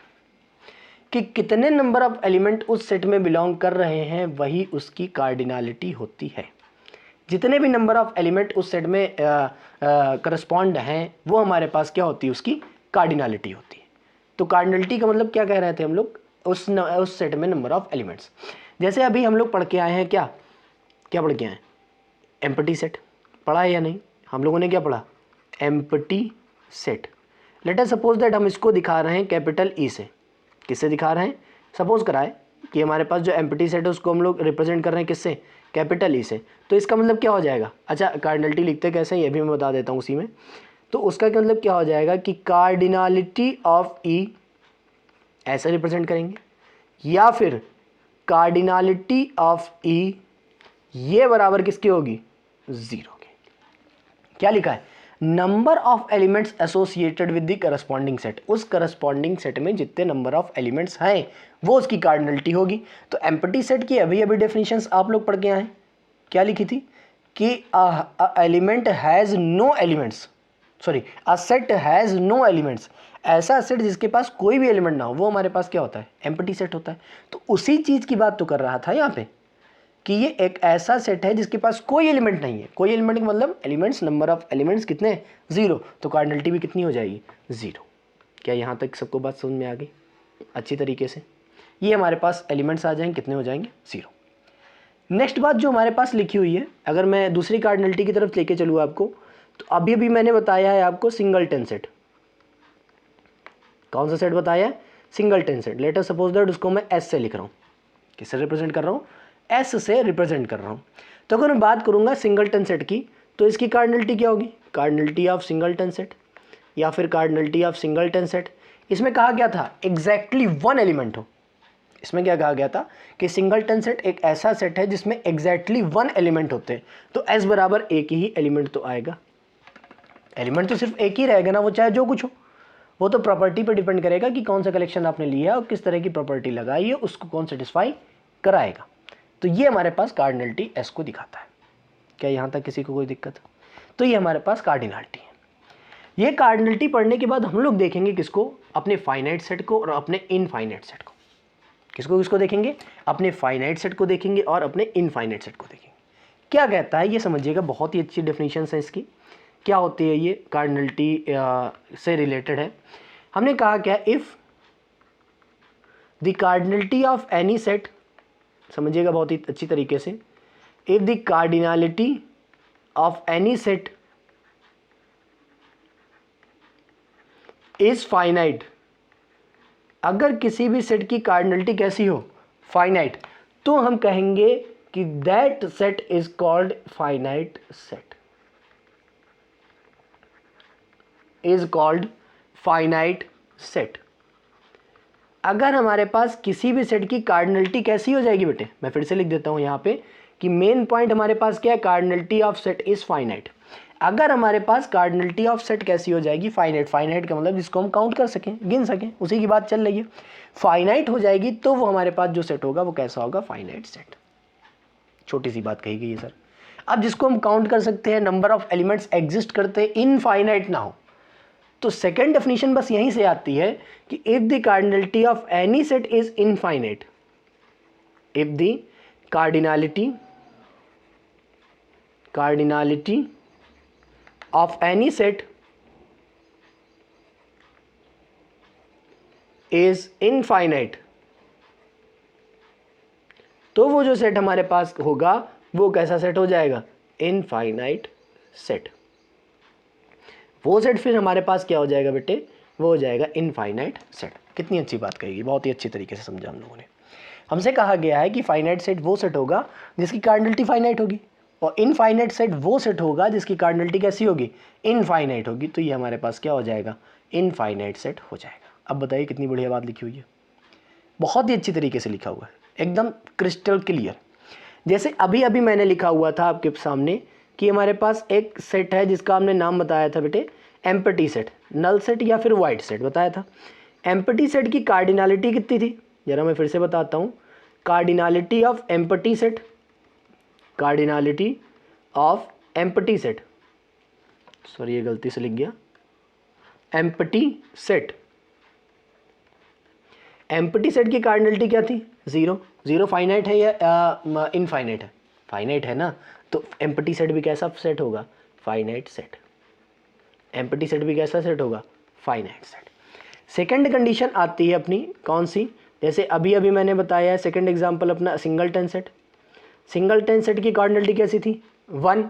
जब कार्डिनलिटी ही हमारे पास किसी भी सेट की वन हो तो वन हमारे पास काउंटेबल होता है। सिंगलटन सेट वन हमारे पास क्या होता है? काउंटेबल होता है, फाइनाइट होता है। तो वो जो हमारे पास सेट आ जाएगा वो कैसा हो जाएगा? Finite set. ये हमारे पास सिंगलटन सेट की बात हो जाती है या फाइनाइट सेट की बात हो जाती है। अगला जो हमारे पास लिखा है इनफाइनाइट सेट, उसमें हम कई सारे एग्जांपल्स दे सकते हैं। जैसे सेट ऑफ रियल नंबर्स, ये इनफाइनाइट है या नहीं? कितने नंबर्स आते हैं खुद पता नहीं है, खुद पता नहीं कितने नंबर्स होते हैं। इनफाइनाइट से माइनस इन्फिनाइट से प्लस इन्फिनाइट तक हमारे पास जितने नंबर्स होंगे, रैशनल इररैशनल जितने भी नंबर्स होंगे वो हमारे पास क्या होते हैं? Real number. और रियल नंबर को काउंट करना तो पॉसिबल ही नहीं है, वो सारे कैसे होंगे? Infinite set. सेम चीज़ बात नेचुरल नंबर की। नेचुरल नंबर को बढ़ाते जाओ, 1 2 3 4 5 6 7 8, आगे 1 लाख 1 करोड़ 1 मिलियन 10 मिलियन, कितने वहाँ तक जैसे गीगाबाइट्स वाली जितनी भी हमारे पास हैं, ये सारे नेचुरल नंबर्स ही तो हैं। क्या गिन सकते हो? नहीं गिन सकते। तो वो हमारे पास क्या हो जाएगा? Infinite set. तो हमारा जो नंबर्स में डीलिंग है वो क्या है? इनफाइनाइट सेट से ही है। फाइनाइट सेट क्या है? काउंटेबिलिटी अगर फाइनाइट हो जाए, जिसको हम न्यूमरल्स में लिख सकें, ऐसी कार्डिनलिटी जिसको हम न्यूमरल्स में लिख सकें। ये न्यूमरल्स ही तो हैं, कार्डिनल्स ही तो हैं। अगर कार्डिनल्स में लिख पा रहे हैं तो वो हमारे पास फाइनाइट सेट है, अगर कार्डिनल्स में नहीं लिख पा रहे हैं तो वो हमारे पास इन फाइनाइट सेट होगा। कोई दिक्कत यहाँ तक? किसी को भी कोई प्रॉब्लम है, मैं बार बार कह रहा हूँ, आप लोग मुझे कमेंट बॉक्स में कमेंट करके बता सकते हैं। नेक्स्ट हमारे पास आता है अपना टॉपिक। अच्छा, ये क्वेश्चंस मैंने लिखे हुए हैं, ये क्वेश्चन जिसकी कार्डिनलिटी आप लोगों को निकालनी। कहा गया कैलकुलेट करनी है cardinality of the following sets. पहला दिया गया set of multiple of 3 natural number less than 100। अब ये बताओ 3 के मल्टीपल नेचुरल नंबर भी लेने, और जो नेचुरल नंबर होने चाहिए वो कहाँ तक होने चाहिए? 100 से छोटे होने चाहिए। तो कहाँ से कहाँ तक होंगे? अगर मैं कलेक्शन करूँ तो कहाँ से कहाँ तक होंगे? एक 3 आएगा, 6 आएगा, लास्ट क्या आएगा? 99। अब इनको काउंट कर सकते हैं आप लोग या नहीं? काउंट कर सकते हैं या नहीं? अब बहुत लोग लिखेंगे 3, 6, 9, बाद को एक लिस्ट बनाएंगे, उसके बाद काउंट करेंगे। ये नहीं करना है मेरे भाई, एपी लगानी है यहाँ पे। क्या करना है? एपी लगानी है यहाँ पे। कैसे लगानी है? देखिए कैसे लगानी है, ये देखिए। एपी लगाएंगे हम लोग यहाँ पे बहुत ही अच्छी तरीके से। कैसे लगेगी एपी, इस चीज़ को समझिएगा यहाँ पे कि हमारे पास लिखा क्या हुआ है 3, 6, डैश डैश डैश 99। ये एक सीरीज़ दिख रही है तुमको, 3 के मल्टीपल की सीरीज़ दिख रही है। एपी अर्थमेटिक प्रोग्रेशन देखो, 3 3 ऐड करके ही निकाल लें। जब 3 से डिविजिबल है तो 3 3 ऐड करके ही तो निकालेंगे भाई साहब। निकालेंगे या नहीं? वही चीज़ तो निकालनी है बस। तो नंबर ऑफ एलिमेंट्स निकाल लें। हमारे पास पहला टर्म दिया गया है 3, डी भी कितना आएगा 3, हमने मान लिया। nth टर्म कितना है 99। तो ये चीज़ आप लोग पढ़ के आए हैं अभी पिछले ही साल। a + n-1 into D, T N 99 है, a कितना है 3 है, n हमें निकालना है, d कितना है 3 है। 3 सब्ट्रैक्ट हो जाएगा 96 आएगा, 3 का मल्टीपल है, इधर आएगा डिवाइड हो जाएगा, n-1 कितना आ जाएगा? ये आ जाएगा 3 3 जा 3 2 जा, तो 3 2 जा 6 आ जाएगा। फिर n की वैल्यू कितनी आ जाएगी 33। अब बताओ n बराबर कितना आया 33, मतलब ये 33th टर्म है। तो लास्ट टर्म कितना है 99, वो कौन सा टर्म है 33th टर्म है। तो इसकी जो कार्डिनलिटी आ जाएगी वो कितनी आ जाएगी 33 टर्म्स की आ जाएगी। ऐसे कार्डिनलिटी निकाली जाती है। अब जैसे नेक्स्ट क्वेश्चन कहा गया x, y हमको ऐसे पेयर की फॉर्म में नंबर्स लेने, मतलब एलिमेंट्स लेने, ऐसे पेयर की फॉर्म में लेने। अब कहा गया वो जो x और y है वो कुछ ऐसा सेटिस्फाई करा कि x² + y² बराबर 1 हो, और x और y लिए कहाँ से जाएं? z से। ये अच्छा क्वेश्चन है कि नहीं? ऐसे क्वेश्चन मिलते नहीं हैं। तो ऐसे क्वेश्चन करने के लिए हम लोग करेंगे क्या? बहुत ही अच्छी तरीके से इसको समझिएगा, बहुत ही अच्छी तरीके से इसको समझिएगा। मैं फिर से बता देता हूँ इसको कैसे सॉल्व करना है। इसको मैं छोटा करके लिखूँ क्या? सही हो जाएगा ऐसा, ठीक है। देखो मैं यहाँ पे क्या करने वाला हूँ, ये हटा देता हूँ। अरे यार ये भी बिगड़ जाएगा। करस्पॉन्डिंग वाले के ऊपर ये जो ब्रैकेट लिखा हुआ है ना, इसको मैं हटाना चाहता हूँ, ये वाला। हाँ बस इसको डिलीट कर दूँ, डिलीट। हाँ ये हमारे पास था ब्रैकेट। हाँ तो स्टार्ट करते हैं। हमसे कहा गया था कि x² + y² बराबर कितना आना चाहिए 1, और x और y जो है ना वो कहाँ से लिए जाए? इंटीजर्स से। कहाँ से लिए जाए? इंटीजर्स से। अब बताओ मुझे क्या पॉसिबल है? अरे छोटी सी बात है भैया, 1 आ रहा है, छोटी सी बात है, 1 आ रहा है। इंटीजर्स में क्या क्या पॉसिबिलिटी है? 0 है, 1 है, 2 है, 3 है। और इंटीजर्स की अगर मैं बात करूं, x और y इंटीजर है, तो इंटीजर्स में सिर्फ 0 और 1 ही ऐसा नंबर है जिनका स्क्वायर 1 है या 1 से छोटा है। लेकिन 2 के आगे जैसे ही चले जाओगे सबका स्क्वायर क्या है? 1 से बड़ा होता है। तो ये 0 और 1 ही सेटिस्फाई करा सकते हैं अगर कराए तो, प्लस का हो चाहे माइनस का हो। तो 0, 1 का अगर पेयर लेंगे तो सेटिस्फाई करेगा या नहीं? 0 का स्क्वायर 0 होता है, y का स्क्वायर 1 होता है, दोनों को जोड़ देंगे 1 आएगा। 1, 0 का पेयर सेटिस्फाई होगा या नहीं? होगा। अगर हम 0, -1 का करें तो होगा या नहीं? ये भी होगा। अगर हम -1, 0 का करें तो ये सेटिस्फाई होगा या नहीं? ये भी होगा। इसका मतलब इसके अलावा कोई भी पॉसिबिलिटी नहीं बचती है। अब लोग कहेंगे इसमें 8 एलिमेंट है। भाई थोड़ी देर के लिए आराम से समझ लो। हमने जब रोस्टर फॉर्म बताई थी तो बताया था elements are separated by commas. फिर से मैं बता देता हूँ, यहाँ पे देखिए, यहाँ पे लिखा हुआ है कि elements are separated by commas. मतलब क्या है कि जो भी एलिमेंट है, एलिमेंट हमारे पास वो होगा जो कॉमा के बाद सेपरेट किया जाएगा, जो कॉमा के बाद सेपरेट किया जाएगा। तो सेपरेट कहाँ से हो रहे हैं ये देखिएगा आप लोग। ये कॉमा, ये वाला कॉमा देखेंगे वो अंदर एक एलिमेंट है, ये पेयर है, पेयर के लिए कॉमा लगा हुआ है। लेकिन सेट के करस्पॉन्डिंग अगर देखेंगे तो ये एलिमेंट हमारे पास क्या होंगे, सॉरी ये वाला टर्म और ये वाला टर्म एलिमेंट की तरह बिहेव करेगा क्योंकि ये कॉमा के द्वारा सेपरेटेड है। तो इसके पास कितने नंबर ऑफ एलिमेंट्स हो जाएंगे, एलिमेंट्स हो जाएंगे इसके पास 4। इसका मतलब इसकी कार्डिनलिटी कितनी हो जाएगी 4। इसका मतलब इसकी कार्डिनलिटी कितनी हो जाएगी 4। तो ये आपके लिए क्वेश्चन जो मिलता है वो आपके लिए होमवर्क है। और आज का वीडियो वैसे भी लंबा हो गया है और ये वाला जो क्वेश्चन है ये भी आपके लिए क्या है, होमवर्क। तो आप लोग ये दोनों क्वेश्चंस करके आएंगे, फिर मैं बताऊंगा। नहीं आती है पूछेंगे, उसके बाद फिर से हम लोग आगे अपना टॉपिक स्टार्ट करेंगे। अभी मेरे पास स्लाइड्स बनी हुई हैं, इक्वल सेट, इक्विवेलेंट सेट, सब सेट, सुपर सेट, ये सब मैं बता सकता हूँ, लेकिन अभी बताऊंगा नहीं। पहला लेक्चर है, ज़्यादा नंबर हो जाएगा, फिर आप लोगों को समझ में नहीं आएगा, इसलिए मैंने कहा अभी छोड़ देते हैं इसको, आगे कंटिन्यू करेंगे। ठीक, तो आज के लिए इतना ही। अगर आप लोगों को वीडियो पसंद आई हो तो प्लीज़ आपसे रिक्वेस्ट है, चैनल को लाइक से सब्सक्राइब करना ना भूलिए और अपने दोस्तों के साथ शेयर करते रहिए कि ऐसा कंटेंट आपको प्रोवाइड किया जा रहा है। तो मिलते हैं अगली क्लास में, तब तक के लिए गुड बाय, जय हिंद,